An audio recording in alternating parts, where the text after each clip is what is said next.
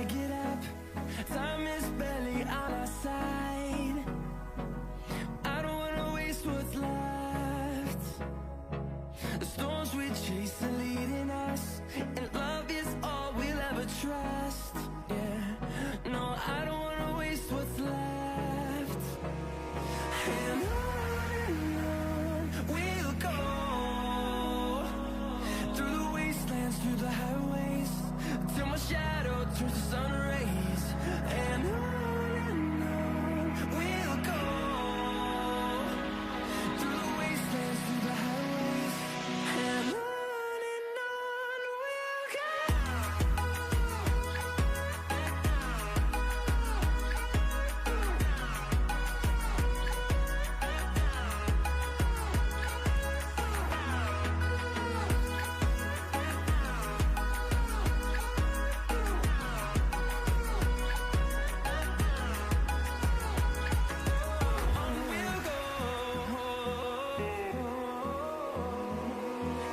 Finding life along the way, melodies we haven't played. No, I don't want no rest. Echoing around these walls, fighting to create a song. I don't wanna miss a beat. And on we'll go, through the wastelands, through the highways, till my shadow turns to sun rays. And on we'll go, through the wastelands, through the highways, and on we'll go.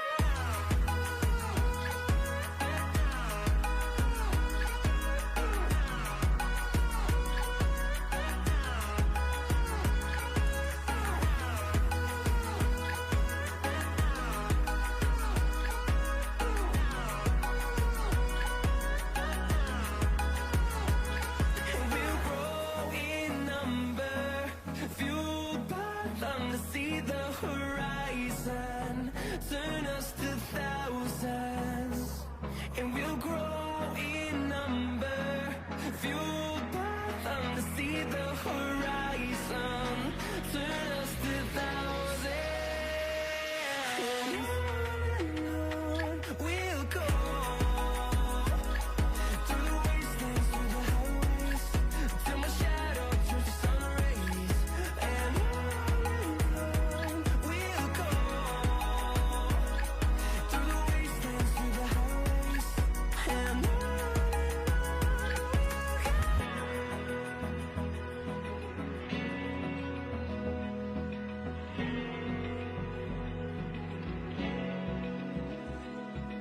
Open eye, feel the waves cut through me, hypnotized by the sounds I'm breathing in. Hold tight, chemicals collide. Hold tight, hold tight, hold tight. Dripping lights paint the skies, all because of you. Dripping lights paint the skies, only you can make me move. You can make me move. Can make me move.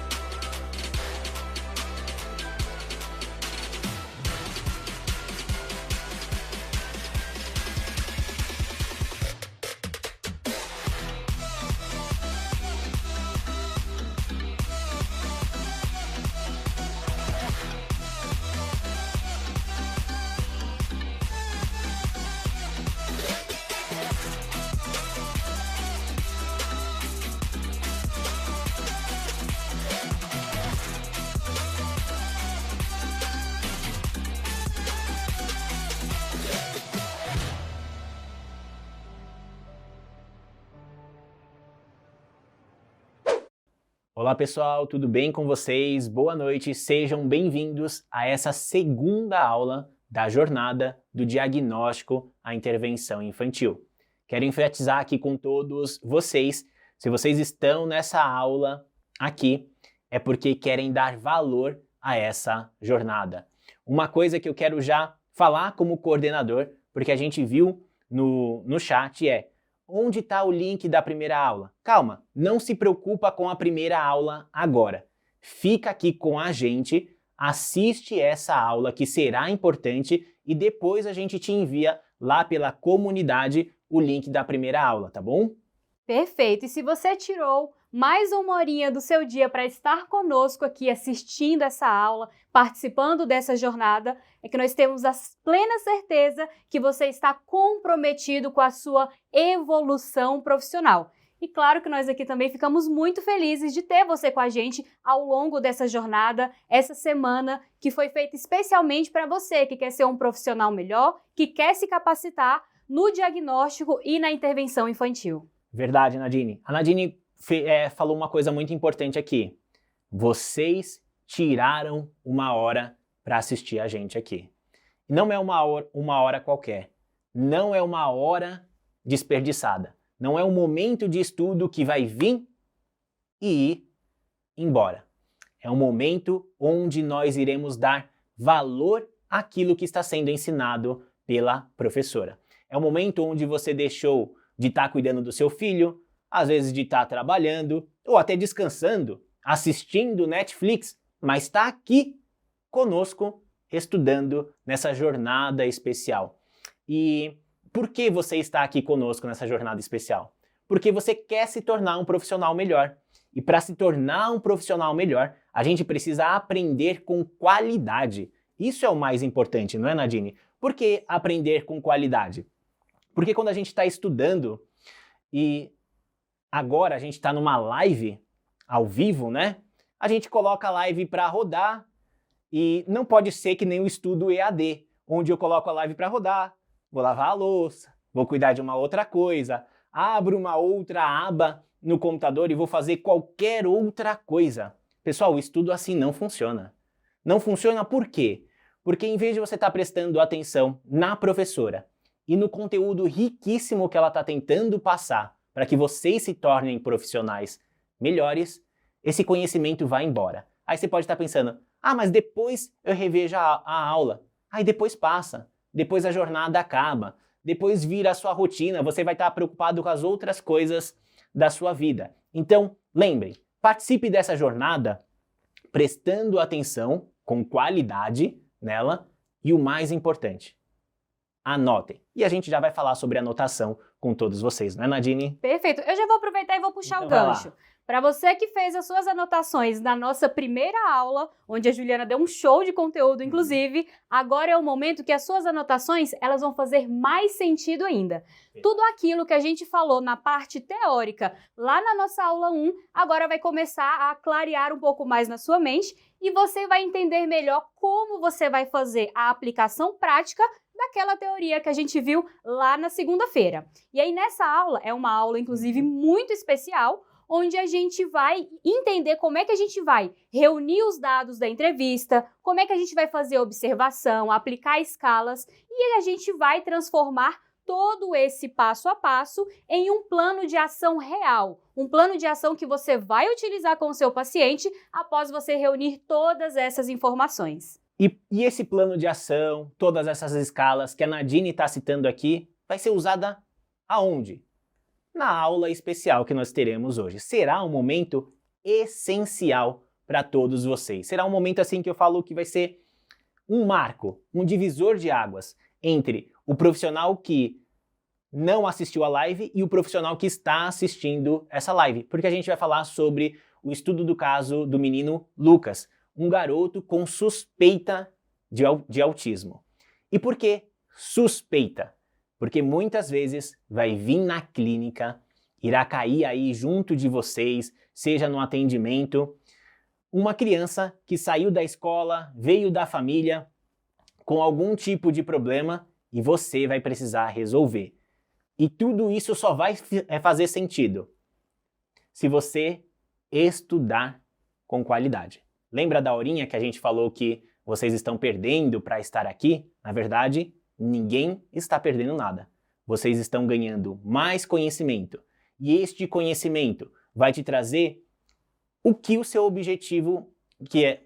Deixa eu repetir para vocês, pessoal. Me perdi aqui na ideia, mas o conhecimento que vocês chegaram aqui, ele vai transformar a vida de vocês. Porque se seu objetivo fosse transformar, é isso que vai ser cumprido. Mas tem outros vários objetivos dentro desta aula aqui. Talvez você chegou aqui querendo ter mais conhecimento para trazer mais recurso para sua clínica, ter mais pacientes para poder atender, ter um ganho financeiro maior. E esse é o objetivo geral não só da aula, mas de toda a jornada. Fazer uma transformação profissional completa. Não só transformar a vida, que é essencial e especial na vida de um psicólogo com o seu paciente. Mas a gente está falando aqui de pessoas. E ninguém trabalha voluntário aqui, Nadine. Quantas vezes você trabalhou voluntário ou foi remunerado? Foi sempre remunerado, apesar de que o psicólogo está sempre fazendo aí os seus trabalhos voluntários, mas não quando a gente fala de diagnóstico infantil. É verdade, porque é um caso sério e a gente precisa aí trabalhar com consciência, clareza e exatidão. E é tudo isso que você vai aprender na aula de hoje do caso Lucas, um menino com suspeita de autismo. E eu quero lembrar para você que está aqui com a gente, assistindo a nossa aula, que nós chegamos na metadinha da nossa jornada. E jornada significa construção. Nós estamos construindo esse conhecimento. Na aula 1 nós já tivemos um conteúdo riquíssimo.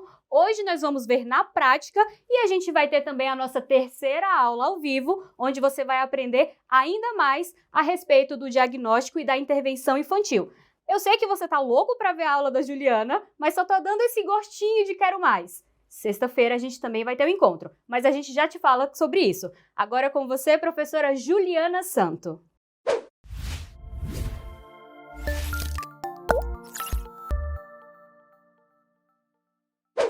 Olá, bem-vindo de volta. Essa é a nossa segunda aula e que bom que você está aqui novamente. E essa aula vai ser muito importante. Nós vamos falar de um caso clínico na clínica infantil. Nós vamos falar tanto da teoria como a gente faz usando um exemplo clínico. Como que a gente faz quando a gente realmente recebe uma família no nosso consultório. Mas antes da gente começar a falar do conteúdo da aula de hoje, nós vamos fazer uma rápida recapitulação do que nós discutimos na nossa primeira aula. E eu quero saber se você realmente prestou atenção na nossa primeira aula, se você realmente anotou tudo que nós falamos. Vocês lembram dos principais aspectos da avaliação clínica infantil que nós falamos na aula passada? Nós falamos de 3 aspectos importantíssimos. E eu vou falar agora, dar uma relembrada, que aspectos são esses. Porque na nossa aula de hoje nós vamos complementar tudo isso que nós falamos na aula passada.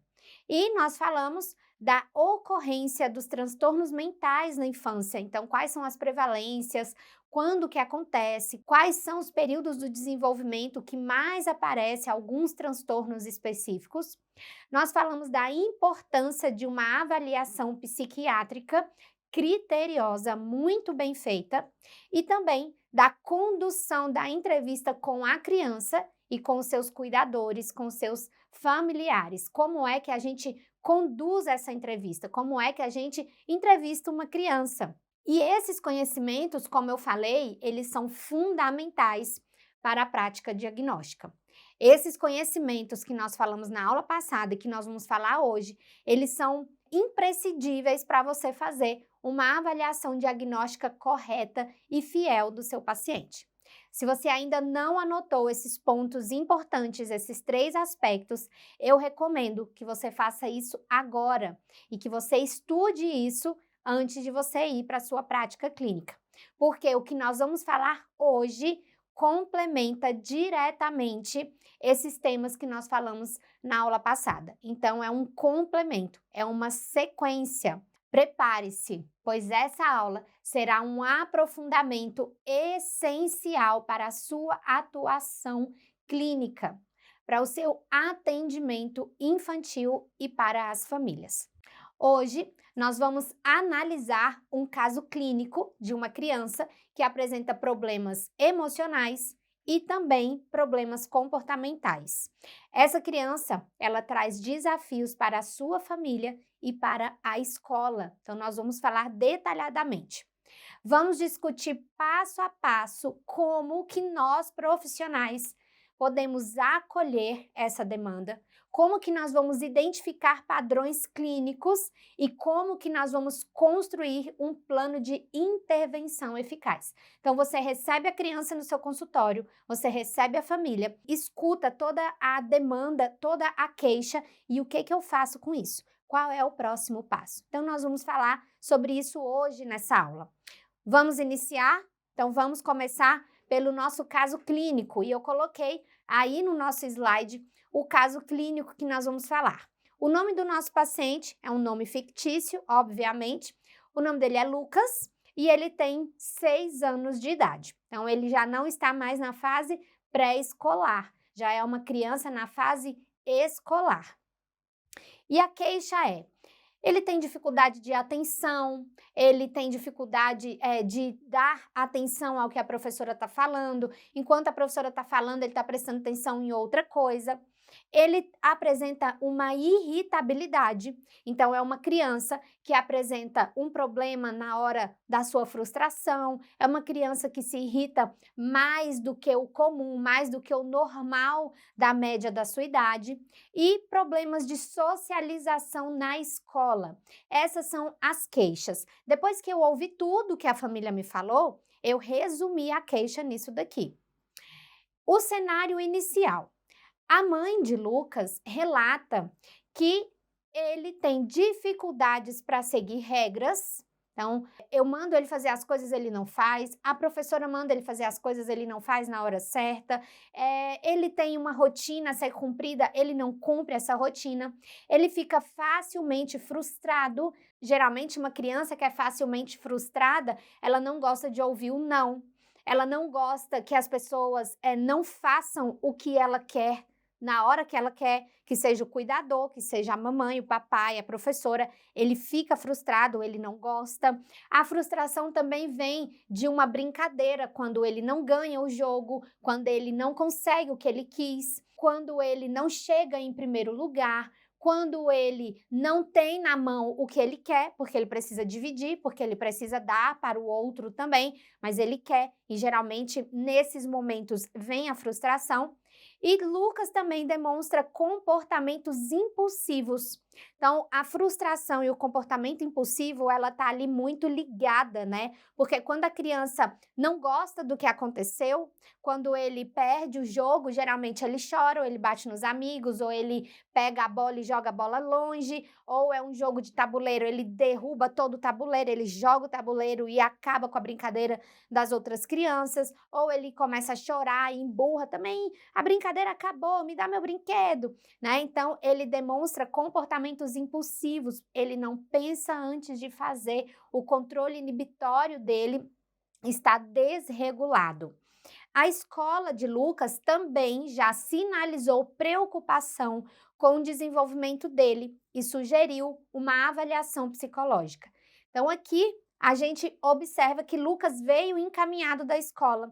O que nós falamos muito na aula passada? Uma criança que começa a apresentar um problema no seu desenvolvimento ou um possível diagnóstico, um dos primeiros lugares que ela começa a apresentar os seus sintomas é na escola. Então, geralmente, a gente recebe as crianças vindo encaminhadas da escola, porque é lá na escola que ela começa a apresentar todos os tipos de problema. A socialização, falta de atenção, a impulsividade, ele briga, ele bate, ele não aprende. E por quê? A escola tem um grupo de alunos ali da mesma idade.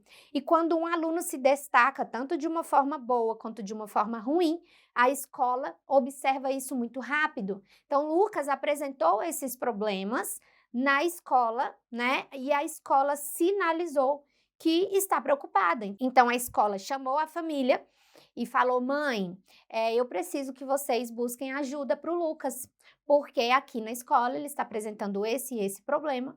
Nós queremos ajudá-lo, mas nós precisamos de uma avaliação. A escola, ela não faz essa avaliação, tá?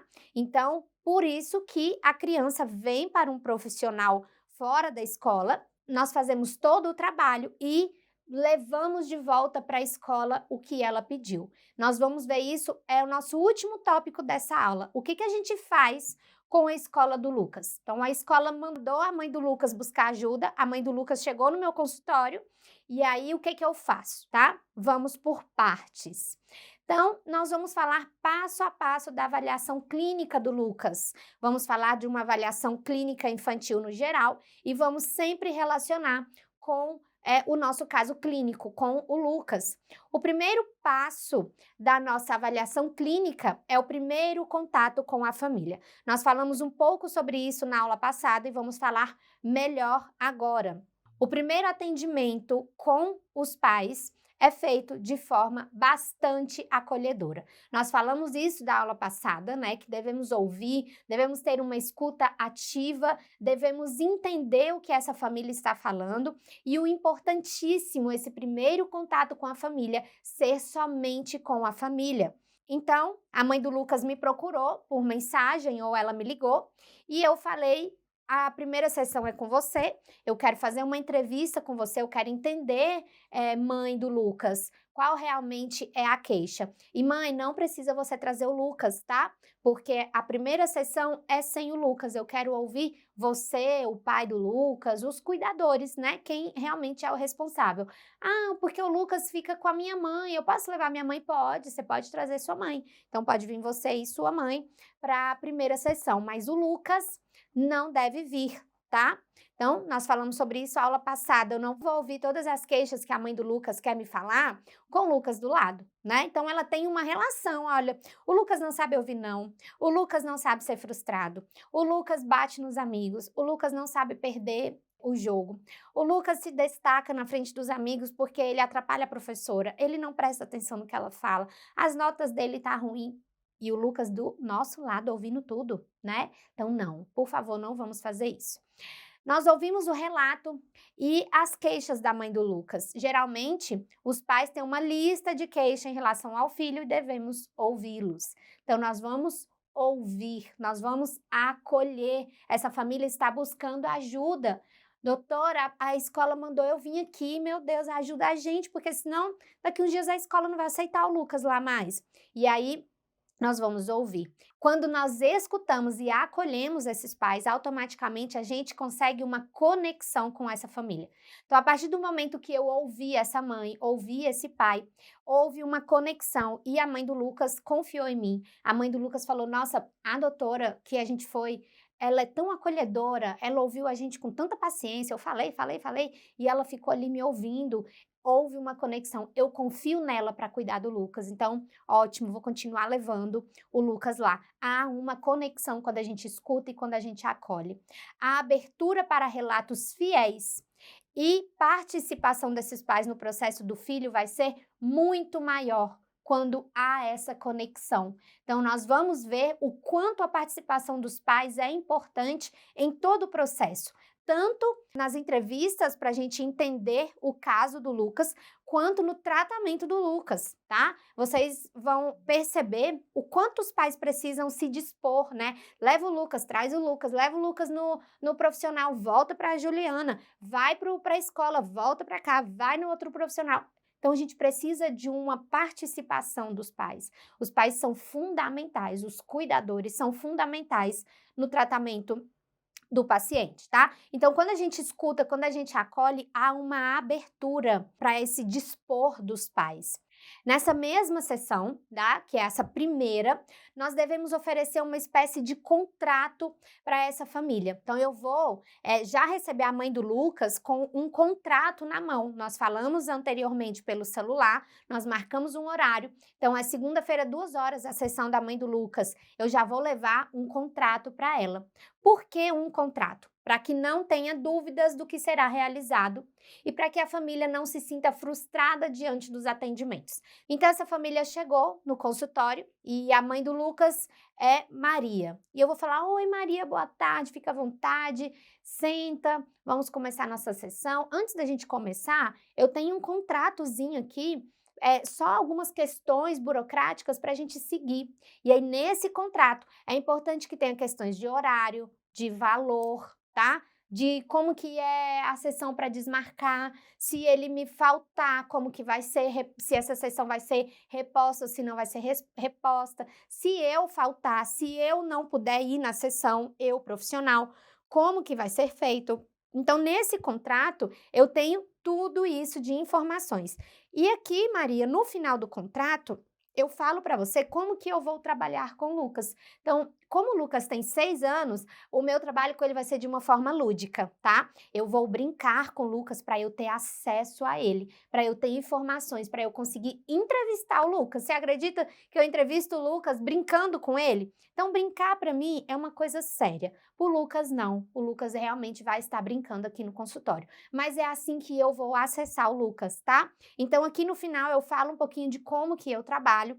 E aí, no final das sessões que eu fizer com o Lucas, eu vou entregar um documento para você, com tudo que foi feito, se ele precisa ser encaminhado ou não, quais são os testes, as escalas, os questionários que eu apliquei no Lucas, se for necessário.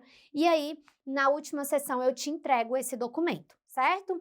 Então, vamos começar, Maria? Me fala aí o que trouxe vocês no consultório, qual é a queixa, né? Quais são as demandas que a sua família tem. Entende? Então, a gente vai receber essa família. Olha, Maria, você pode falar o que você quiser. Aqui é o seu momento, tá? É nesse momento que nós esclarecemos que uma investigação precisa ser feita em todo o contexto da criança. Lá nesse contrato também vai estar escrito que ela, a Maria, precisa ser responsável pelo processo do Lucas, tá? Então, Maria, olha, você me disse que o Lucas fica muito com a vovó, né? Em algum momento eu vou chamar a vovó aqui também. O Lucas tem babá? Tem. Então, em algum momento eu vou chamar a babá aqui também, ok? Isso precisa estar escrito no contrato, que eu vou conhecer todo o contexto. Precisa estar escrito lá também que eu vou na escola. Eu quero ter uma reunião com a escola. Lá no contrato, isso precisa estar escrito. Então, nessa primeira sessão, eu vou falar tudo o que precisa ser feito para que haja um resultado favorável para essa família. Algumas famílias acham que tudo será resolvido em 3, 4 sessões, que com 1 mês, ufa, tudo foi resolvido. Outras acham que nós vamos atender os pais junto com as crianças. Outras famílias acham que nós, psicólogos, vamos dar o diagnóstico, nós vamos tratar e que não precisa de nenhum outro profissional, que eu, Juliana, em 1 mês, em 4 sessões, eu vou diagnosticar, eu vou tratar e ele vai sair dali redondo. O Lucas nunca mais vai ter problema na escola, ele nunca mais vai chorar quando ele ouvir um não, ele nunca mais vai ser impulsivo. Então, lá no contrato precisa estar escrito tudo o que vai acontecer, porque essa família vai ter ciência, noção de que as coisas não vão acontecer como um passe de mágica. Então, lá você pode até falar que o número de sessões são indeterminadas, que de 3 em 3 sessões você vai chamar a família para conversar com eles novamente, tá? Que se for necessário, você vai encaminhar o Lucas para outros profissionais para complementar o seu trabalho, o seu documento. Então, existem coisas que o fonoaudiólogo faz que eu, psicóloga, não faço. Existem coisas que o psiquiatra faz que eu, psicóloga, não faço e vice-versa. Existem coisas que a professora vai fazer que eu, psicóloga, não faço e vice-versa, tá? Então, deixa claro lá no contrato que, se for necessário, você vai encaminhar o Lucas para outros profissionais. Essas expectativas da família devem ser muito bem esclarecidas na primeira sessão. E não é somente de boca, tá, gente? Faça um contrato escrito para que essa família saiba exatamente como tudo vai funcionar. No caso do Lucas, eu vou ouvir o que a mãe vai falar para mim e eu vou alinhar como será o trabalho com ele. Então, eu ouvi, né? Eu passei o contrato para ela E aí eu ouvi tudo que ela me falou. E no final da sessão eu reafirmo, eu confirmo o que já foi falado. Então, Maria, como eu te falei no início, né, o nosso trabalho funciona dessa forma. Eu entendi tudo que você falou do Lucas, assim, ficou bem completo para mim. Algumas informações eu sei que não é você que vai me passar, então é a avó do Lucas, né? É a escola do Lucas, por isso que eu coloquei no contrato que algumas coisas, em alguns momentos, eu vou procurar outros profissionais ou eu vou procurar outras pessoas que fazem parte do contexto do Lucas. Como você me falou, ele fica muito com a babá, né? Então, eu vou chamar a babá aqui também. Ok? Combinado? Tudo bem para você, Maria? Ok, combinado, tudo bem. Nessa primeira sessão, eu já devo entrar no contexto da criança, tá? E já entrando no tópico 2 da nossa aula, que é a anamnese, como que ela é feita. Então, nessa anamnese, o nosso primeiro tópico foi a primeira sessão com a família. O nosso segundo tópico é a anamnese. E é nessa anamnese que eu vou entrar no contexto da criança. Como nós falamos na aula passada, existem as entrevistas semi-estruturadas e as estruturadas, tá? Eu, particularmente, gosto de fazer a anamnese estruturada. Nos primeiros 10, 15 minutos da sessão, eu escuto a queixa da mãe, né, da família. Geralmente, eles vêm, eles precisam falar, né? E aí a mãe, ai, doutora, eu não aguento mais, o Lucas tá me dando tanto trabalho na escola, olha, eu já chorei, eu já deixei o Lucas de castigo, eu já fingi que não vi, eu já troquei de escola, ai, doutora, olha, nossa, meu Deus, olha, só a senhora mesmo para ajudar a gente. Então, eu escuto os primeiros 10 minutos da sessão, esse desabafo mesmo, né? E aí eu falo para essa mãe, olha, nós vamos fazer uma anamnese, como eu falei com você pelo telefone, e eu tenho aqui um formulário para eu seguir umas perguntas bem objetivas para a gente não se perder. Porque se o nosso horário acabar e eu não fizer algumas perguntas, a gente pode se perder. Então, você pode ficar à vontade, você pode falar o que você quiser. E aí, de vez em quando, eu vou te fazendo umas perguntas aqui para eu seguir a minha estrutura, tudo bem?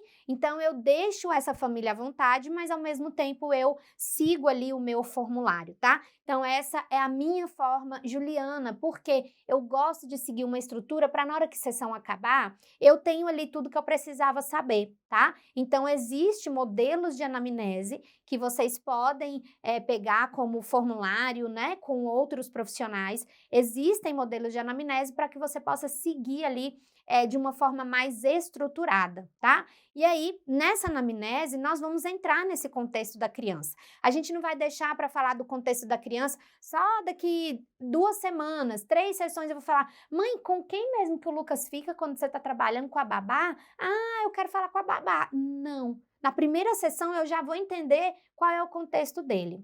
Então, na minha anamnese, eu já começo perguntando questões pessoais, o nome, a escolaridade do paciente, né? Quando que ele nasceu, quantos anos ele tem, ele não tá ali na minha frente. Então, talvez eu não sei a idade dele exatamente, né? Eu não sei se ele tá estudando ou não.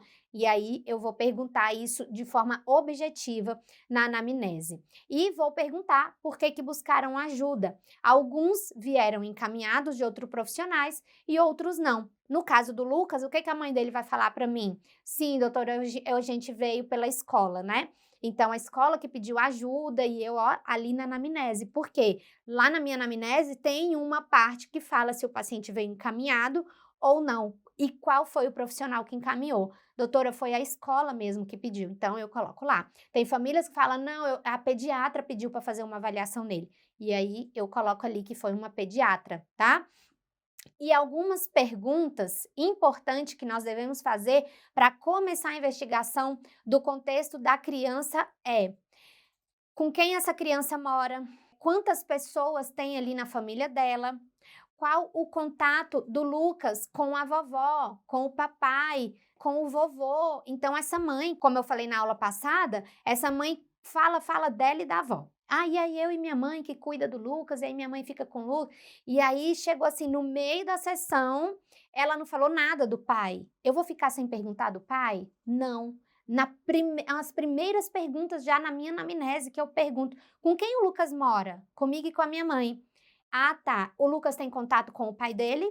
Nós somos separados. O Lucas encontra o pai dele? Sim, a guarda compartilhada. Um final de semana sim, outro não, ele tá com o pai. Ou então não, o pai sumiu, o pai nem se falo nesse assunto com o Lucas, quando ele me pergunta eu despisto, e aí eu não falo muito pro Lucas sobre isso não. Para mim já é um ponto, né, gente? Nós profissionais já sabemos que isso é um ponto, tá? Então, pergunto de forma direta com quem o Lucas mora, quantas pessoas moram com o Lucas, quantos irmãos ele tem. Ah, ele tem 3 irmãos, ele tá em qual ordem? Ele é o primeiro, ele é o do meio, ele é o último filho? Qual é a ordem que o Lucas está? Quem fica com o Lucas, mãe, quando você tá trabalhando? Você falou para mim que trabalha, né? Quem fica com o Lucas? E aí, ela me responde. Depois que eu entendi ali da rotina, do dia a dia do Lucas, eu começo a perguntar do contexto dele, né? Mãe, você tá me relatando problemas comportamentais e emocionais do Lucas. E agora eu quero saber se você ou se o pai do Lucas apresenta comportamentos parecidos. Não, doutora, não, de jeito nenhum. Algum tio, algum primo, algum irmão apresenta depressão, ansiedade, TDAH, comportamento disruptivo, alguma síndrome? Nós precisamos falar. Na minha anamnese, lá tem tópico por tópico, tem escrito depressão, ansiedade, bipolaridade, tem escrito quase todos os transtornos ali. Porque quando a gente fala, a família fala, tem, minha tia, ela morreu de depressão, minha tia tinha uma depressão tão forte que ela foi internada, ela nunca melhorou e aí ela faleceu. Sim, o primo do Lucas, ele é autista. Ele é filho do meu irmão, ele é autista. Então, a gente precisa nomear, por isso eu uso a anamnese estruturada. Porque se falar assim, alguém na família do Lucas tem um problema? Doutora, que eu me lembro, não. Mas quando você fala autismo, Alzheimer, depressão, tendência suicida, alcoolismo, uso de droga. Meu tio era alcoólatra, meu tio, nossa, minha tia sofreu com meu tio. Então, você precisa falar para que essa família entre em contato. Só assim eu vou entender o contexto do Lucas. E na aula passada, nós falamos da importância de entender o histórico da saúde mental da família do paciente. Na família do pai, tem algum problema de comportamento ou problemas emocionais? E o pai dele tem um irmão que ele é meio estranho, assim, eu não sei exatamente o que ele tem, mas apresenta, tá? Então, vamos falar da sua família, da família do pai. Problema com álcool, droga, depressão, demência, TDAH. Vamos relatar para que essa família, esse responsável que está diante de mim entre em contato com esse problema e realmente lembre, tá? Após perguntas pessoais, nós passamos para a investigação contextual do Lucas, que é isso que nós fizemos.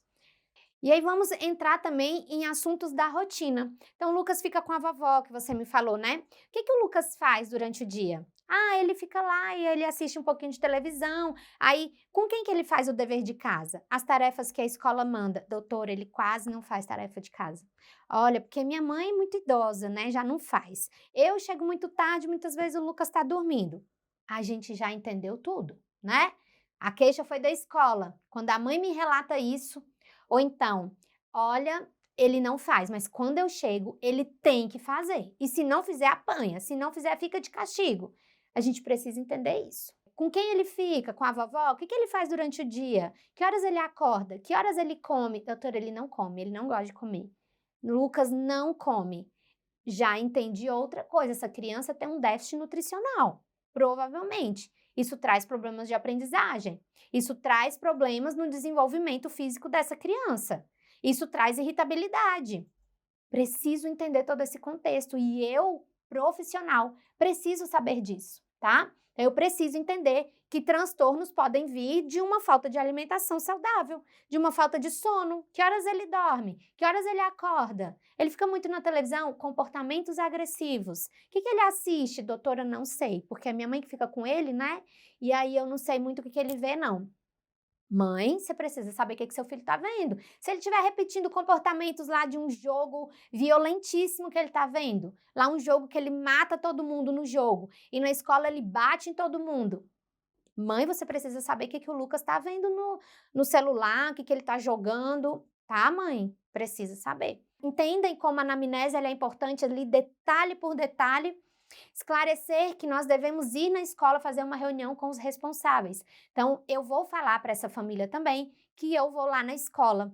Lembrando que é importante Lucas não estar presente nessa primeira sessão com os pais. Então, nós já falamos sobre isso várias vezes, né? Na aula passada, agora de novo, não quero ouvir tudo isso que a Maria tem para me contar do Lucas com o Lucas do lado. Então, aqui a gente fecha esse tópico anamnese. Eu acredito que deu para vocês entenderem o detalhamento da anamnese, o quanto é detalhado. Eu preciso saber os dados pessoais dele, o contexto do dia dele, com quem ele mora, com quem ele fica, quem cuida dele, o que ele faz nesse dia, a rotina do Lucas, que horas ele estuda, que horas ele dorme, que horas ele acorda, que horas ele come, o que ele come, de que ele brinca. Eu preciso saber de tudo isso. E o nosso terceiro ponto são as estratégias para a avaliação diagnóstica. E eu coloquei aqui no nosso slide as 3 estratégias importantíssimas para a gente utilizar na nossa avaliação, que é a avaliação neuropsicológica, o psicodiagnóstico e recursos lúdicos. A avaliação neuropsicológica é um trabalho bem específico e muitas vezes essa avaliação não vai ser realizada pelo psicólogo que está atendendo o Lucas. A mãe do Lucas me procurou, mas eu não sou neuropsicóloga e eu não consigo aplicar a avaliação neuropsicológica do Lucas. Qualquer psicólogo pode fazer uma avaliação neuropsicológica, desde que ele esteja apto para isso, ok? Nós vamos ver detalhadamente aqui, a avaliação neuropsicológica é feita através de testes validados e padronizados. São testes realizados na criança. Se você é um psicólogo que faz avaliação psicológica, mas não faz avaliação neuropsicológica, encaminhe o Lucas para o neuropsicólogo, tá? Então, a avaliação neuropsicológica é uma das estratégias utilizadas e vamos ver como que essa avaliação funciona. É um processo diferente da investigação. É um processo diferente da observação clínica. Então, eu, Juliana, que recebi a Maria e recebi o Lucas, eu estou ali fazendo uma investigação do contexto dele, dos sintomas dele, e aí eu vou brincar com o Lucas, eu vou conversar com o Lucas, eu vou pintar, desenhar, para eu entender ali na minha observação clínica todas essas queixas que a mãe do Lucas está trazendo, para eu conseguir fazer uma avaliação psicológica dele. Só que eu preciso de mais informações, né? Ali no nosso brincar, eu percebi uma coisa ou outra, assim, que parece um déficit cognitivo do Lucas. Parece que ele não entende muito as instruções que eu dou na hora que eu tô falando para ele sobre um brincar. Eu falo, Lucas, pega esses triângulos e junta com esses quadrados. E parece que o Lucas não sabe o que é triângulo. E aí eu peço uma coisa para ele e ele faz outra coisa para mim. E aí eu estou ali dentro do consultório sem ter muitas informações corretas. Eu estou observando o Lucas, mas eu preciso de uns resultados mais objetivos e mais certos sobre isso. E aí o que eu faço? Eu encaminho o Lucas para uma avaliação neuropsicológica. Essa avaliação busca o delineamento das áreas cognitivas com base nas medidas quantitativas e qualitativas dos testes. As sessões de avaliação envolvem um planejamento prévio de baterias a ser utilizadas. Então, a avaliação neuropsicológica, se ela for 6 sessões, são 6 sessões realizando testes no paciente.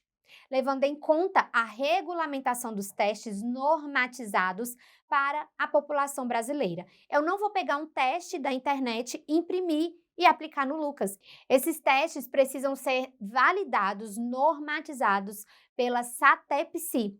Nesse site, você encontra quais são os testes relacionados a tudo que você precisa. Eu preciso fazer um teste de atenção no Lucas. Eu preciso entender se ele realmente tem um déficit de atenção. A mãe dele disse para mim que ele não tem atenção em nada. Mas eu vou fazer uma avaliação, eu vou aplicar um teste de atenção no Lucas para eu saber se ele está dentro da média, acima da média ou abaixo da média da idade dele. E muitos pacientes que a gente aplica o teste, ele está ali dentro da média ou acima da média. Só que no comportamento ele se comporta de outra forma. Por isso eu preciso compreender o contexto do Lucas. Como que essa professora passa a informação? Como que esses alunos estão ali ao redor do Lucas? Como que o Lucas vai para a escola? Como que ele volta da escola? Ele come para ir para a escola ou ele vai com fome para a escola? Eu preciso entender, porque no teste não tem déficit nenhum, mas no comportamento existe um problema. E isso pode ser ambiental, social. Lembra que nós falamos na aula passada? Então, a avaliação neuropsicológica, ela utiliza esses testes, esses instrumentos, baseando-se na etapa do desenvolvimento do paciente. O Lucas tem 6 anos, então todos os testes que eu vou fazer no Lucas, eu vou basear com outras crianças de 6 anos. Eu não vou avaliar o Lucas baseando ele em crianças de 10 anos. Precisam ser testes normatizados e validados no Brasil. Porque se eu avaliar o Lucas relacionando ele com uma criança de 6 anos que mora nos Estados Unidos, é diferente. Uma criança de 6 anos que mora em Portugal é diferente. Uma criança de 6 anos que mora na Inglaterra é diferente. Eu preciso avaliar o Lucas com crianças que moram no Brasil, ok? E alguns testes ainda relacionam com região, eu ainda consigo ver isso mais selecionado ainda, mais filtrado ainda, tá? Então, essa avaliação neuropsicológica, ela não é feita através de testes feitos no Google. Você imprime lá um testezinho e o Lucas vai marcar um X ou não. Eu gosto disso, eu gosto daquilo, eu sinto isso. Não, avaliação neuropsicológica são testes normatizados e validados no Brasil e que eles têm muita seriedade. A avaliação pode oferecer dados quantitativos e qualitativos. Por quê? O profissional que está aplicando o teste, ele está ali com o Lucas, ele está vendo como o Lucas se comporta. O Lucas não quer ficar sentado para fazer o teste. O Lucas pega, faz 2 itens e olha para cima. Aí ele faz mais 2 itens, aí olha para cima. Aí ele reclama, tia, para, eu não quero fazer. Ai, que saco, ai, tia. Isso é uma avaliação. E quando o Lucas terminar, que eu for corrigir o teste, eu vou ter o resultado quantitativo do Lucas. E aí, muitas vezes, o Lucas fica, ai, que saco, tia. Ai, tá terminando. Ai, não quero mais. Quando eu vou corrigir, o teste dele tá acima da média do esperado para a idade dele. E aí? O resultado quantitativo é um, o resultado qualitativo é outro. E aí, cabe a mim fazer essa avaliação, tá? Então, a avaliação neuropsicológica, ela ajuda nesse complemento da sua avaliação. E aí, quando o neuropsicólogo te traz o laudo de volta, você entende ali, tô entendendo por que o Lucas se comporta assim. Não, ele não tem problema nenhum de atenção, de aprendizado, linguagem, memória. O Lucas não tem nada disso. E aí, eu vou focar em outra coisa, é o ambiente, é alimentação. O Lucas tem um problema oftalmológico, o Lucas tem um problema de orientação, não tem quem oriente o Lucas, não tem quem cuida da rotina do Lucas. Ou é uma rotina muito punitiva, uma rotina muito severa, o que eu vou ver? Agora, a avaliação neuropsicológica do Lucas apresentou muitos déficits. Aí, o que eu vou fazer a partir desses déficits? A partir dos resultados dessa avaliação, é feito um planejamento de intervenções e orientações às famílias. E, a partir dessa avaliação também, há uma orientação aos professores que serve de parâmetro para avaliações futuras. A avaliação neuropsicológica, ela é um marco, sabe? Para a gente conseguir direcionar. O Lucas não apresenta déficit nenhum. Eu vou lá na escola falar que ele não tem déficit nenhum. Não tem, de aprendizagem, tá? De funções cognitivas. Vou falar para essa mãe que ele não tem déficit nenhum. Então, se ele não tem isso, ele tem o quê? Aí a gente foca para outro lado. A gente foca para uma outra vertente das investigações dos problemas que o Lucas está apresentando. Outro recurso utilizado para ajudar no diagnóstico do paciente é o psicodiagnóstico. Para muitos profissionais da área da saúde, ainda não está clara a distinção entre a avaliação neuropsicológica e um psicodiagnóstico.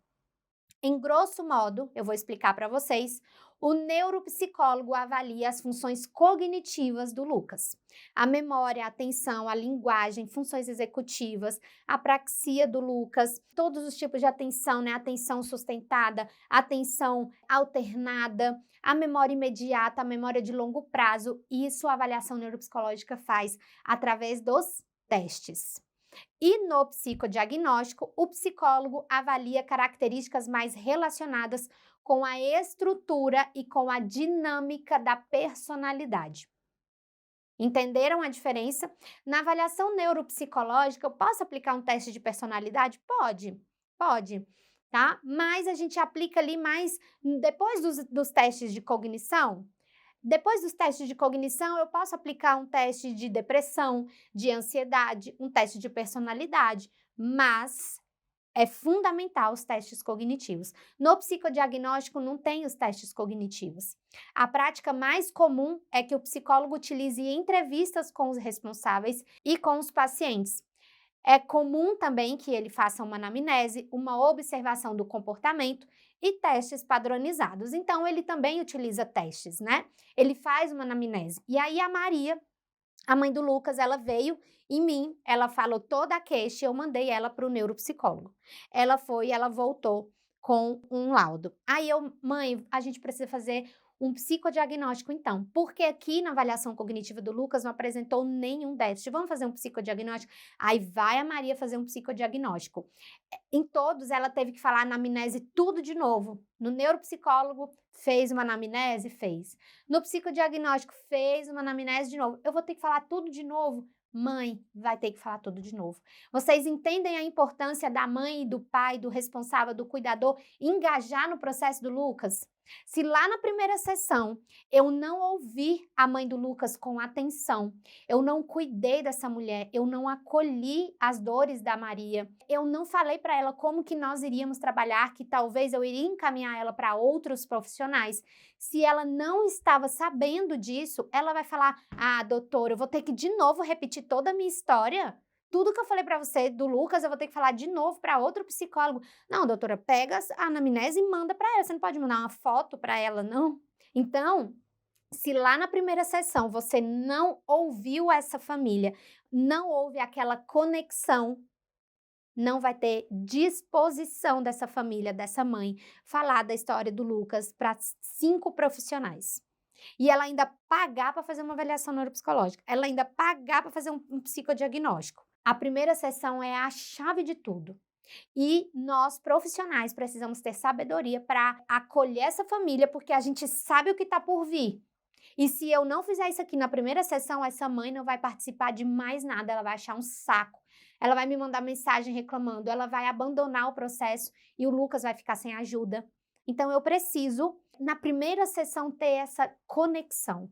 Quanto mais eu escuto, mais abertura tem da família engajar no processo. Uma grande diferença também que há no psicodiagnóstico e na avaliação neuropsicológica é que no psicodiagnóstico o psicólogo pode utilizar testes projetivos, que é quando o paciente projeta no teste a sua própria personalidade e os seus desejos inconscientes nas respostas dos estímulos dos testes. Então, o teste projetivo é quando o paciente, sem perceber, ele projeta a sua personalidade. O profissional, ele precisa estar apto para fazer esses testes, ele precisa estar apto a entender o que o paciente está devolvendo de resposta. Porque na avaliação neuropsicológica, eu vou colocar ali na minha folha de resposta, respostas muito quantitativas. Então, são números. E aí, no final, eu conto quantos pontos ele deu e eu tenho o resultado. No teste projetivo, ele é diferente. Então, o profissional, ele precisa estar apto. O profissional que aplica o psicodiagnóstico também pode avaliar com questionários, com inventários, com escalas de rastreios de sintomas, tá? Existem alguns testes que também são quantitativos ali no psicodiagnóstico. Após esse psicodiagnóstico ser feito, a família volta para mim, a mãe do Lucas voltou para mim com esse psicodiagnóstico feito, e esse documento, ele interfere diretamente no diagnóstico, no prognóstico e no tratamento que vai ser utilizado com o Lucas. Lembra que na primeira sessão eu fiz uma anamnese, eu entendi toda a queixa, eu atendi o Lucas, eu fiz uma anamnese com ele, uma entrevista com ele, eu estou entendendo a queixa, mas eu precisei de um psicodiagnóstico para tirar algumas dúvidas, para confirmar ou para descartar diagnósticos.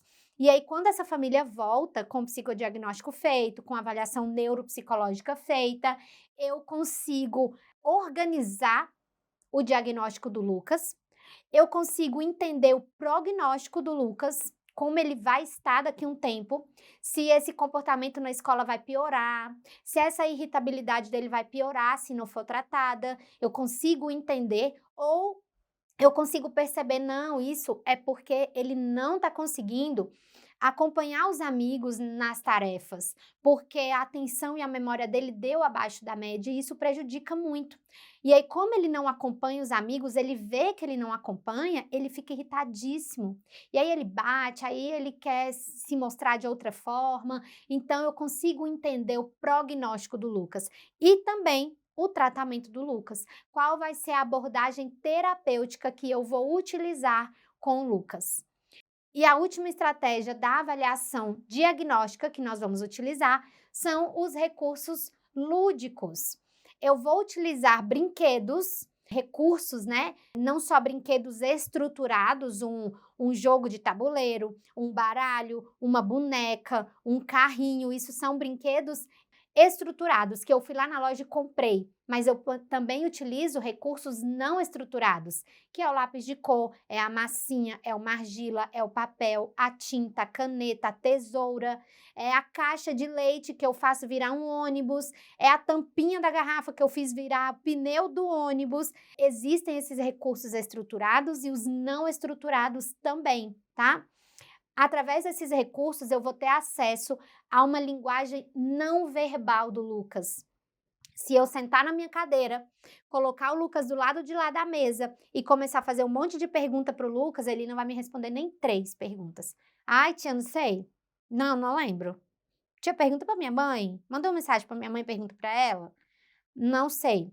Lucas, do que você gosta de brincar? Não sei. Ai, carrinho, videogame. O que mais que você faz?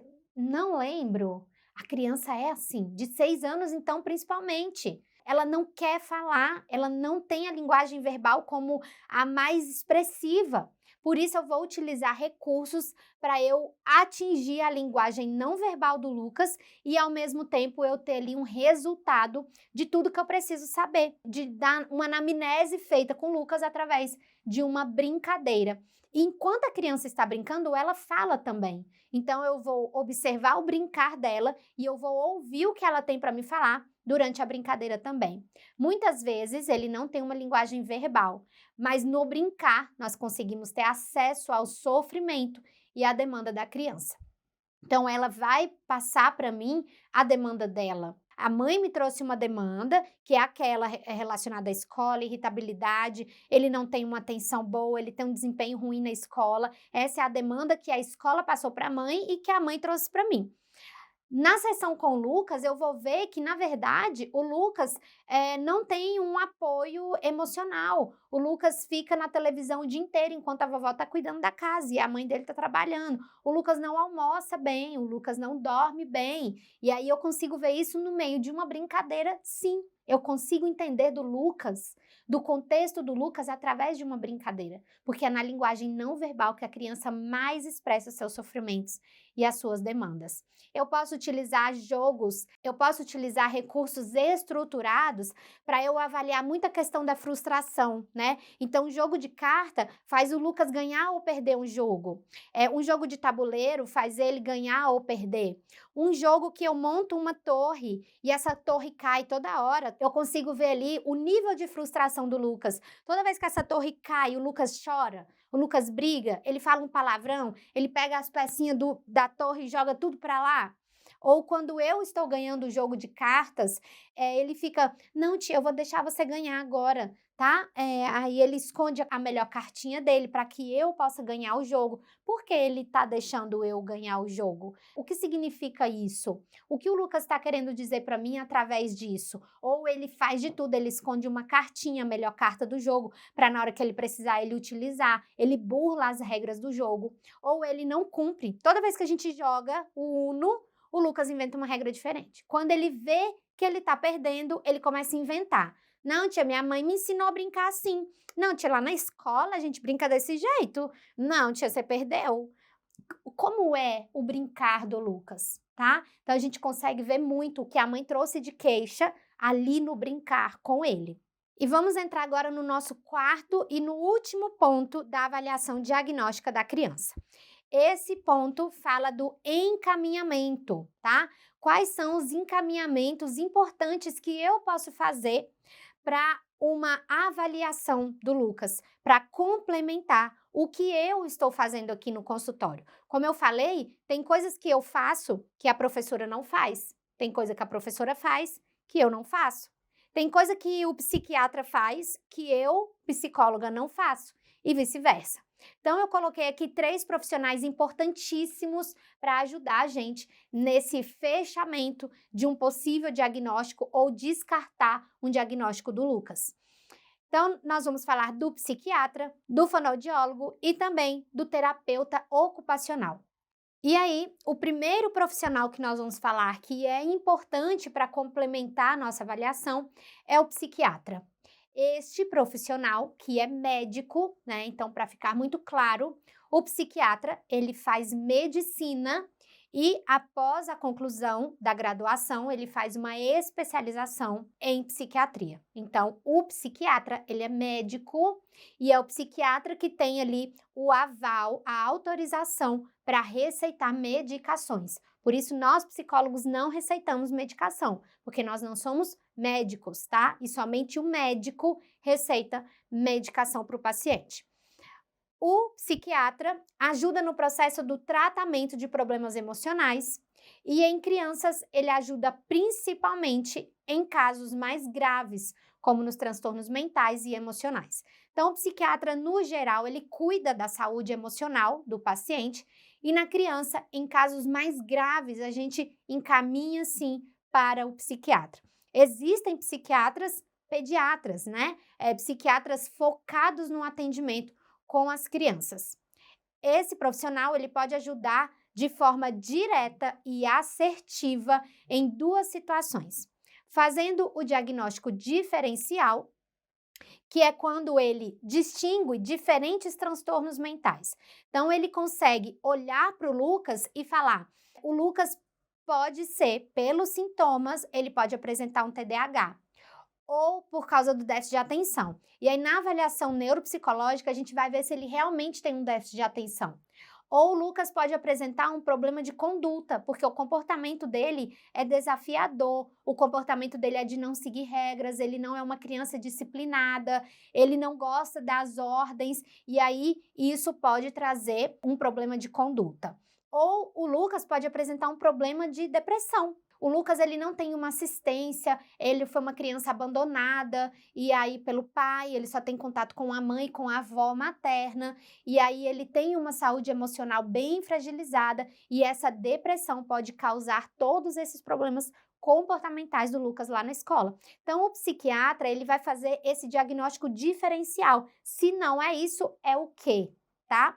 Outro ponto que o psiquiatra faz é a intervenção medicamentosa. A aceitação do uso de medicamentos em crianças e adolescentes veio ser mais aceito a partir de muitos estudos feitos de uma forma muito robusta e que documentaram a eficácia dos tratamentos com medicamentos para o transtorno de déficit de atenção, transtorno de humor, transtorno de ansiedade, as psicoses. Então, foi feito muitos estudos com medicamentos em crianças e em adolescentes e tiveram bons resultados.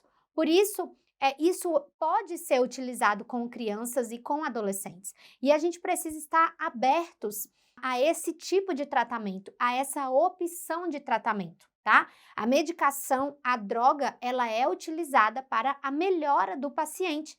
Então, se tem uma criança ali que não tem uma melhora, ela tem um diagnóstico, ela tem um acompanhamento do psicólogo, do terapeuta ocupacional, do fonoaudiólogo, do professor, do orientador, da professora particular de matemática, e ela mesmo assim, ela tem uma dificuldade de uma evolução dos seus sintomas. E aí a gente indica sim a criança para o psiquiatra. Mãe, o Lucas precisa de ajuda. Já foi feito toda a investigação. Nós percebemos que o Lucas não tem déficit cognitivo, o Lucas não tem problema de atenção, de memória, o Lucas não tem problema de personalidade, tá? Ele não tem um transtorno de personalidade.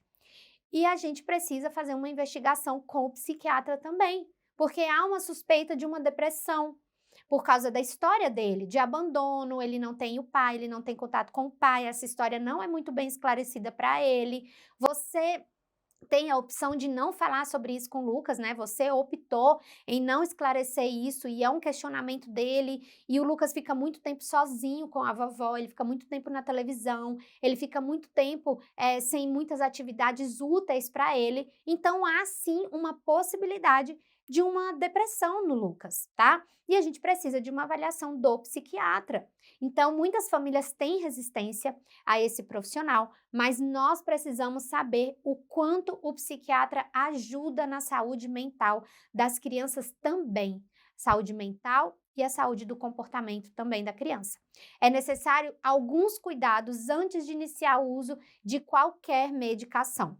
Deve-se efetuar uma avaliação clínica, exames físicos, exames laboratoriais. Quando o seu paciente vier e falar, olha, o médico pediu um monte de remédio, a mãe do Lucas me falou, o doutor pediu um monte de remédio, eu vou investigar. Como isso foi feito? Ele fez algum exame? Ele observou o Lucas quantas sessões? É importante fazer essa avaliação. Até porque o Lucas, ele está num boom do crescimento, ele tem só 6 anos. E aí a gente precisa cuidar para que esse medicamento não atrapalhe esse desenvolvimento do Lucas. Ele precisa diminuir os sintomas de depressão para que ele possa ter um desenvolvimento natural da sua idade. Ele desenvolva conforme as outras crianças de 6 anos, tá? Ele precisa de uma ajuda para ele ter um pouco mais de atenção, para que ele possa ter um desempenho favorável como os colegas de aula dele têm, porque são da mesma idade. Não porque os meninos são melhores do que eles, são porque eles são da mesma idade. O desenvolvimento de crianças de 6 anos precisa ser mais ou menos todos iguais. Existe ali um padrão para que haja esse desenvolvimento saudável. Então, quando há uma medicação, é encaminhada uma medicação para a criança, precisa fazer uma investigação correta. Os pais são os responsáveis pela adesão do tratamento. E para que eles se sintam seguros, os psiquiatras devem esclarecer todas as dúvidas sobre a medicação, os horários, as doses, os efeitos colaterais que essa criança pode ter, tá? Os efeitos esperados que essa medicação vai trazer. Então, precisa. Se a mãe do Lucas chega para mim e fala, doutora, o psiquiatra passou o remédio lá, a senhora sabe me falar direito aqui sobre esse remédio? O que o Lucas pode sentir? Esse remédio vai melhorar no quê? Quanto que custa? Que horas eu vou dar esse remédio? Doutora, eu não entendi nada do que o psiquiatra me falou. É o psiquiatra que precisa passar todas essas informações para ela. Se ela chegou para mim de volta e me falou isso, eu vou falar, Maria, vamos procurar outro médico, tá? Esse médico não te orientou completamente, de uma forma completa, como você deve saber o que é essa medicação, o que isso vai fazer no Lucas, né? Vamos procurar outro profissional? Então, a gente precisa cuidar dessa família. Percebe que a gente está sendo um ponto de ligação ali com várias coisas? O neuropsicólogo, o psicodiagnóstico, o psiquiatra, a mãe sempre volta para mim. A mãe do Lucas vai lá e volta para mim. A mãe do Lucas vai lá e volta para mim. E eu tô ali intermediando todo esse acompanhamento. Outro profissional que nós vamos encaminhar o Lucas é o fonoaudiólogo. Muitas vezes, o fonoaudiólogo é o primeiro profissional a ser consultado por pais de crianças, porque muitas crianças apresentam problemas na fala, né? E aí os pais procuram já o fonoaudiólogo. Frequentemente, esse profissional solicita avaliação audiológica para descartar doenças auditivas que repercutem negativamente no desenvolvimento da fala, da linguagem e do aprendizado. Então, para quem não conhece, o trabalho do fonoaudiólogo, ele trabalha tanto na linguagem falada, quanto também na linguagem de compreensão. Será que o Lucas está compreendendo o que a professora está falando? Ele não está fazendo direito. Será que ele compreende? Porque pode ser que ele não está entendendo nada do que ela está falando, por isso que a nota dele está baixa. Não é só porque ele não tem atenção. Então, o fonoaudiólogo, ele pede um exame auditivo, tá? Da acuidade auditiva, que é a compreensão do que a criança está ouvindo. No momento da avaliação, o fonoaudiólogo realiza uma minuciosa avaliação para identificação das áreas comprometidas na criança e traça os objetivos terapêuticos para cada caso especificamente. Então, ele vai cuidar da criança especificamente ali no problema dela. Foi visto que a acuidade auditiva do Lucas não está em boas condições. O fonoaudiólogo vai traçar um plano terapêutico e vai cuidar dessa acuidade auditiva. O Lucas não está compreendendo o que ele está ouvindo. Ah, mas ele fala super bem. Nós não estamos falando só da fala, tá? O fonoaudiólogo não cuida só quando a criança tem uma língua presa, quando ela troca o R pelo L. Não é só isso que o fonoaudiólogo faz, é a compreensão. Lucas, pega a roupa suja que está no quarto. Ele traz o tênis sujo. Você não ouviu o que eu falei? Ele ouviu, mas ele não compreendeu. Quando ele chegou lá no quarto, ele... Ixi, acho que foi isso aqui. E leva, tá? Compreensão da informação.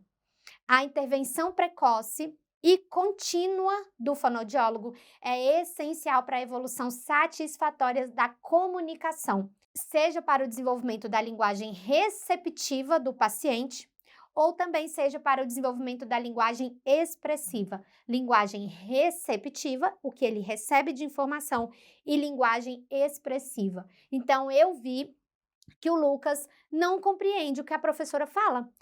Na avaliação neuropsicológica, a psicóloga perguntava uma coisa, ele respondia outra. Testes dele deu abaixo da média em tudo. Vamos para o fonoaudiólogo fazer um exame da acuidade auditiva. Será que ele está compreendendo o que eu estou falando? A informação que ele recebe da maneira correta?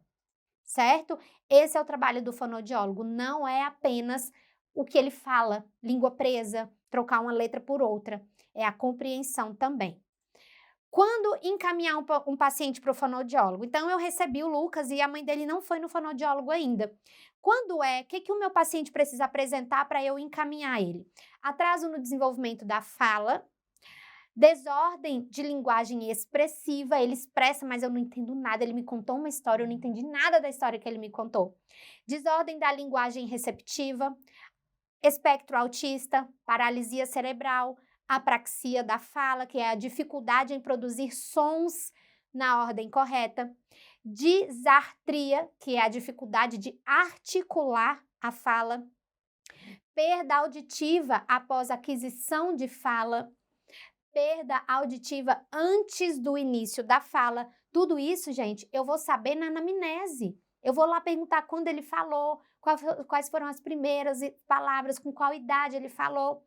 Deficiência intelectual e o mutismo seletivo, tá? Quando a criança ela não fala em determinados momentos, em determinados assuntos específicos. Lá com os amigos ela fala mais que o homem da cobra. Aqui comigo ele é mudo. Então esses são algumas demandas que eu encaminho para o fonoaudiólogo. E por último, o último profissional que nós podemos encaminhar ao nosso paciente é o terapeuta ocupacional. Esse profissional tem a sua atenção voltada para o campo da atividade humana, administrando ações essenciais relativas ao autocuidado, ao lazer, à educação e ao trabalho. Esse profissional trabalha de uma forma prática na vida diária do paciente. Como é na escola? Me fala passo a passo. Qual hora você perde a atenção? Em que momento você não quer mais fazer tarefa? Que horas que é do dia? Em casa, como é? Ele quer saber detalhes. Uma das competências do terapeuta ocupacional em relação à saúde do paciente destaca-se o desenvolvimento de ações como a prevenção, A promoção, ele previne um problema, ele promove novos comportamentos, a proteção e a reabilitação da saúde do paciente. O terapeuta ocupacional, ele trabalha para que o paciente seja funcional, mesmo ele tendo uma dificuldade. Então, o Lucas, ele tem uma depressão. O terapeuta ocupacional vai trabalhar na vida diária do Lucas para ajudar ele a realizar tudo o que ele precisa realizar. Ele só tem 6 anos, não tem como ele parar de estudar, não tem como ele ficar sem escovar o dente, não tem como ele bater em todos os amigos, não tem como ele chorar por tudo o que acontece. Não, ele não pode continuar vivendo dessa forma. O terapeuta ocupacional ajuda o paciente a ser funcional nas suas atividades. Então, eu vou acompanhar esse paciente depois de todo o diagnóstico que a gente fez dele. Eu vou acompanhar o Lucas nas suas questões emocionais, né? Então, foi identificado que o Lucas tem uma depressão por toda a história de vida dele. E eu, Juliana, vou cuidar da vida emocional do Lucas, né? Ali nas nossas brincadeiras, um fortalecimento emocional. A terapeuta ocupacional vai ajudar o Lucas a ser funcional. Lucas, você vai acordar, você vai direto para o banheiro, você vai ter os seus cuidados pessoais para você se sentir bem, cheiroso, bonito, arrumado. Aí você vai para a escola bonito, arrumado. Entende? Estou falando a grosso modo. Não sou terapeuta ocupacional, estou falando de uma forma grosseira. Mas o terapeuta ocupacional ajuda o paciente a ser funcional, mesmo ele tendo um problema. Ele identifica, ele analisa e ele interpreta as desordens da dimensão ocupacional do ser humano. Então, o terapeuta ocupacional vai ver o quanto essa depressão está trazendo prejuízos funcionais para o Lucas, na escola, no lazer, com os amigos. Ele não quer passear, ele não sai de casa, ele não quer ver um vídeo, ele não quer ver um filme, ele não quer comer coisas novas, ele não quer nada. O que a depressão está fazendo com ele? O terapeuta ocupacional vai analisar e trabalhar em cima disso. Algumas atividades que o terapeuta ocupacional pode trabalhar na vida diária, toda e qualquer atividade que objetive a higiene pessoal, a autoestima e o autocuidado. Então, ele vai trabalhar em cima disso diretamente. Atividade da vida prática, toda e qualquer atividade com finalidade prático-ocupacional. Prático-ocupacional, ele precisa ir para a escola, ele precisa fazer isso. Se for um adulto, ele precisa trabalhar, ele precisa ir para o trabalho dele, abrir o computador e trabalhar. Em termos de afazeres do lar e de trabalhos práticos do dia a dia, o Lucas precisa aprender a cuidar do quarto dele, da mochila dele, das roupas dele. Atividades estimulantes, que envolvem aspectos motivadores e relaxantes, intervindo nas áreas de autoestima e de mais-valia. Então, vai ajudar o Lucas a encontrar atividades que deixam ele bem, relaxado. Então, o profissional vai ajudar ele a encontrar prazer em tudo que ele faz. E não só aqueles sentimentos de frustração, de raiva, perdeu o jogo, e aí ele ficou com raiva, ele jogou o jogo fora, ele bateu nos amigos, ele saiu chorando, ele gritou, ele derruba tudo, ele quebra tudo. Vamos achar prazer nas atividades que você faz, tá? Se você se sentir relaxado, o que te traz uma sensação de tranquilidade e relaxamento? Autoestima, o que faz você se sentir bem? Quais são as atividades que você se sente maravilhoso, tá? O terapeuta ocupacional vai trabalhar em atividades práticas do dia. E, por último, atividades de lazer. Objetivam qualidade de vida e de autocuidado. Está muito relacionado aí com essas atividades estimulantes, né? O que faz bem para o Lucas, o que faz ele se sentir bem e não aqueles sentimentos de frustração, de fracasso, de raiva, de não prestar atenção, de tirar nota baixa. Não apenas isso. E por fim, né, um dos últimos tópicos é como orientar as famílias e a escola sobre a melhor forma de cuidar dessa criança. Então, nós fizemos toda essa avaliação do Lucas, né? Eu ouvi os pais, a queixa, a demanda, eu encaminhei o Lucas para o neuropsicólogo, eu encaminhei o Lucas para o psicodiagnóstico, eu encaminhei o Lucas depois do diagnóstico feito. Mãe, vamos levar ele ao psiquiatra? Mãe, vamos procurar um terapeuta ocupacional para o Lucas, tá? Depois que eu fiz tudo isso, toda essa investigação, é hora de entregar tudo o que nós coletamos para os pais. É importante a confecção de um documento correto a ser entregue para os pais. Então, eu vou relatar Nesse documento é importante o relato da queixa principal. Por que o Lucas chegou aqui? Aquela primeira sessão que a mãe me falou tudo, eu vou relatar isso ali no meu documento. A queixa principal, a história de vida desse paciente. Então, eu vou colocar ali que o Lucas é uma criança, mora com a avó, mora com a mamãe, não tem contato com o papai desde quando ele tinha 1 ano de idade. Eu vou relatar o que foi falado para mim. Os procedimentos utilizados para a investigação do diagnóstico também devem estar lá nesse laudo. Então, eu vou falar que o Lucas fez uma avaliação neuropsicológica, está em anexo essa avaliação feita. Ele também fez um psicodiagnóstico que também está em anexo o psicodiagnóstico feito. E em cada profissional que esse paciente passou, há também um laudo. Então, é o que eu acabei de falar, né? Eu vou anexar esses laudos, esses documentos que foram feitos durante a investigação. E também o diagnóstico fechado, depois que o neuropsicólogo falou, depois que o psicodiagnóstico falou para mim também, eu vou provavelmente fechar um diagnóstico do Lucas. Então, eu vou entregar esse documento para a família. E para a escola? Esse documento que eu entreguei para a família, ela entrega para a escola. Eu escrevo um documento que todo mundo consegue ler. A escola, um outro profissional, um outro psicólogo, o médico, a mãe, o pai, a vovó, todo mundo vai conseguir ler esse documento que eu entreguei. E caso a escola precise, depois que a gente entrega esse documento com um diagnóstico, caso a escola precise, a gente pode oferecer um mini curso, uma aula sobre aquele assunto. Caso a escola fala, doutora, nunca vi nenhum aluno com esse diagnóstico aqui, o que a gente faz?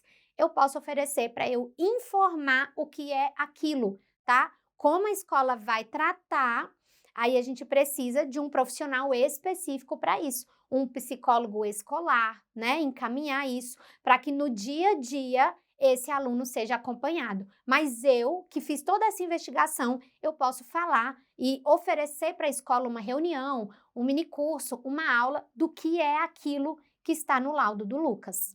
Muitas instituições já estão preparadas para receber pacientes com diagnóstico, né? Isso é muito comum a gente ver no nosso dia a dia atualmente. Mas algumas outras instituições precisam de orientações e a gente pode se dispor a esse trabalho. Então, aqui a gente fecha todo esse trabalho, né? Do que fazer com a família, do que fazer com o aluno, do que fazer com a escola, com o psiquiatra. Eu espero que tenha ficado bem estruturado para que vocês realizem realmente uma boa avaliação diagnóstica do seu paciente. Hoje, nós analisamos um estudo de caso realista, que foi o Lucas, sobre a avaliação clínica infantil. Nós discutimos estratégias para conduzir uma anamnese completa e como explorarmos diferentes abordagens diagnósticas. Essas ferramentas são essenciais para que você, psicólogo, possa oferecer um atendimento mais assertivo e humanizado. O que é um atendimento humanizado? É eu ouvir essa família, é eu acolher essa mãe, a Maria, e falar, Maria, eu estou aqui para te ajudar, vem cá. Estamos chegando no final da nossa aula. Por isso, as informações de data e horário estarão descritas nas informações desse vídeo aqui e também no grupo exclusivo. Eu te espero na próxima aula para a gente continuar a nossa jornada juntos.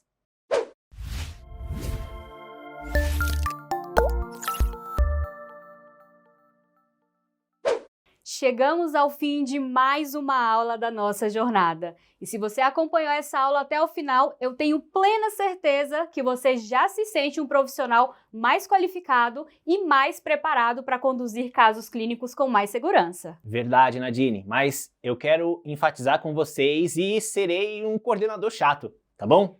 Quando eu falo anota, anota, anota, é importante, pessoal. E a gente não fala isso só por falar. Se você está assistindo essa aula ou assistiu essa aula abrindo outra aba, o conteúdo rico, ele é perdido. Por quê?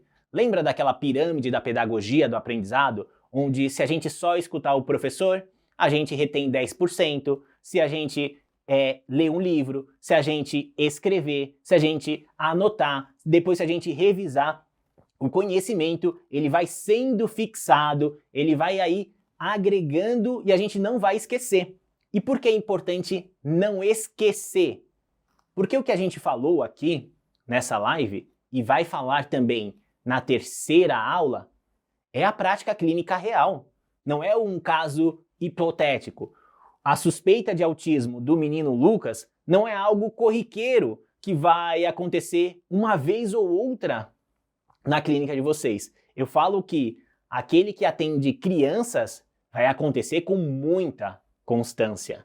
Então lembre-se, anotem tudo o que for falado aqui. Usem a agendinha, peguem na moda antiga aí, peguem um papel mesmo, caneta, mas fixem este conhecimento essencial na vida de vocês.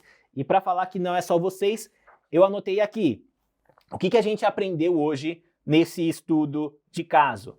Escuta clínica, pessoal, e a importância dessa escuta. Não é o que eu acho como psicólogo, o que veio na minha mente, é o uso das técnicas corretas para um atendimento eficaz, para uma escuta ativa do menino, da criança, da família que está na sua frente. Outra anotação essencial aqui, a avaliação, ela pode, se bem feita, ela pode mudar o rumo do diagnóstico. E vocês viram aqui.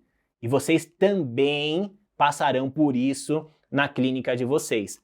A boa avaliação leva ao bom diagnóstico e muda todo o rumo daquele atendimento, tá bom? Então, por isso que essa jornada, ela foi feita, ela foi criada, para dar todo esse entendimento, esse embasamento de que esses pontos que estão sendo explicados aqui, estão sendo ensinados, é para conduzir você a se tornar um profissional melhor. Perfeito, Felipe. E quando a gente fala também, né, quando o Felipe fala que o caso do menino Lucas, ele não vai ser corriqueiro na clínica, o que ele quer dizer? Cada indivíduo ele é diferente, cada ser humano é um universo e a gente precisa estar preparado para atender cada um deles. E vocês viram que a avaliação ela é muito importante, o uso de testes, o uso de escalas, eles são essenciais para que o diagnóstico ele possa ser feito. E pensando nisso, a gente preparou a nossa terceira aula entregando uma das partes mais importantes. Ok, você já aprendeu como você vai fazer uma anamnese, já aprendeu ali como que você vai trabalhar com aquela criança dentro da sua clínica, mas você sabe quais são as escalas e os testes que são padrão ouro para você fazer hoje um atendimento, que ele é um atendimento pautado na ciência e que ele vai trazer total segurança no seu diagnóstico? É isso que a gente quer conversar nessa terceira aula. Então nós vamos te apresentar, vamos te mostrar como você vai utilizar esses testes e escalas, principalmente quais são elas, para que você tenha um repertório completo para você utilizar dentro da sua clínica e, claro, com orientações práticas para você aprender aí a aplicar, que é importante, mas principalmente para você também fazer a interpretação dos resultados. Perfeito. E tem uma coisa importante que eu quero falar. Vocês já viram que aqui eu sou o coordenador chato aqui da instituição. Não é possível, pessoal, que vocês tiraram um tempinho lá na aula 1 para assistir, vieram na aula 2 e vão perder a aula 3, a aula fundamental para essa jornada. Pensem comigo, é que nem lá na escola. Você estava numa matéria, entendendo, pulou uma. Eita, o que aconteceu? Já aconteceu isso com você, Nadine? Algumas vezes. Você vai estudando, faltou uma aula. Você já embaralha tudo, você não sabe o que está acontecendo, para onde foi a jornada, para onde foi aquela matéria, aquela disciplina. É isso que nós estamos falando aqui para você. Não percam a próxima aula, porque o tempo de vocês, dado na primeira aula e aqui na segunda aula, vai se completar, como a Nadine falou no início dessa live, vai ali finalizar e fechar com chave de ouro na terceira e última aula dessa jornada, onde você tomará uma decisão importante, participando ou não da grande formação dos transtornos infantis aqui na Elo Cursos Psicologia. E essa terceira aula vai acontecer no dia 25 de abril, sexta-feira, às 7 horas da noite. Lembra que eu falei anota? Anota aí na agenda. Você tem que participar dessa aula tão especial, mais uma vez, ao vivo aqui no canal do YouTube da Elo Cursos Psicologia. E para você que está participando lá da comunidade exclusiva no WhatsApp da Elo, o link será enviado primeiro para você. Então, se você ainda não participa dessa comunidade especial no WhatsApp, entra agora. Será fundamental para você ter a conclusão, a finalização dessa jornada. E não só o link, tá, pessoal? Dentro desse grupo você também vai encontrar materiais complementares e também bônus de forma gratuita, que vai sempre aprimorar os seus estudos e também a sua prática profissional. Então não deixa de entrar. Entra lá, você vai receber o link, os materiais também, e a gente vai aí andando pela nossa jornada, que sexta-feira a gente também tem mais um encontro. Obrigado, pessoal. Obrigado pelo tempo dedicado assistindo essa live nessa jornada tão incrível do diagnóstico à intervenção infantil. Quero enfatizar, e já dando adeus para todos vocês, que esse será um evento divisor de águas, onde tornará você um profissional ainda melhor e vai marcar um novo começo na atuação clínica de todos vocês.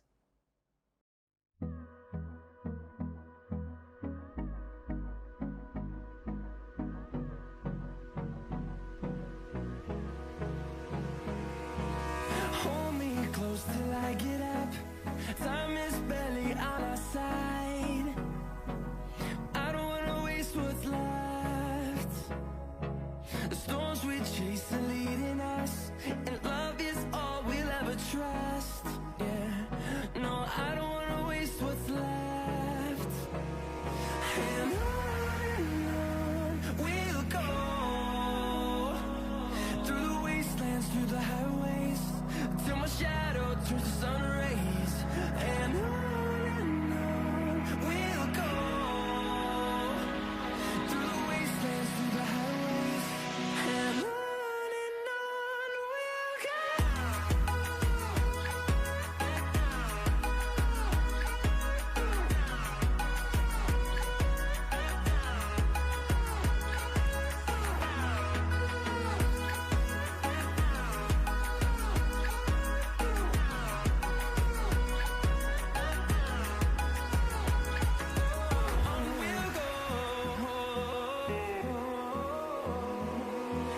Finding life along the way, melodies we haven't played.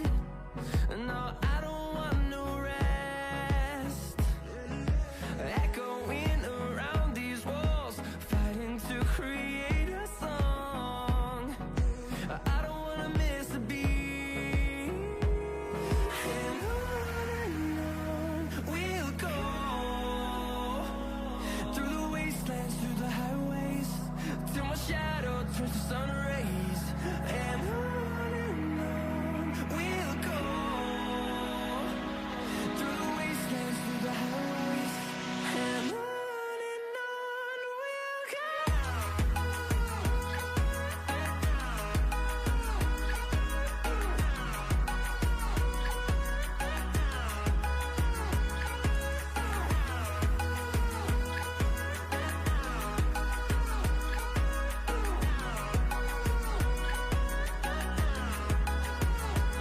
And we'll grow in number, fueled by them to see the horizon, turn us to thousands.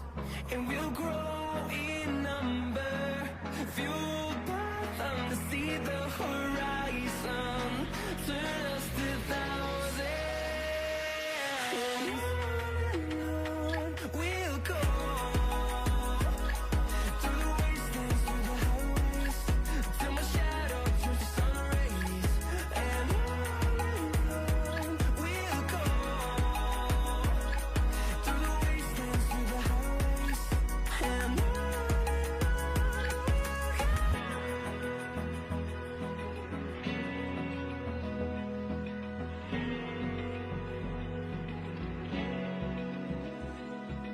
Open eye, feel the waves cut through me, hypnotized by the sounds I'm breathing in. Hold tight, chemicals collide.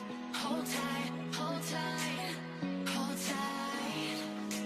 Dripping lights paint the skies, all because of you. Dripping lights.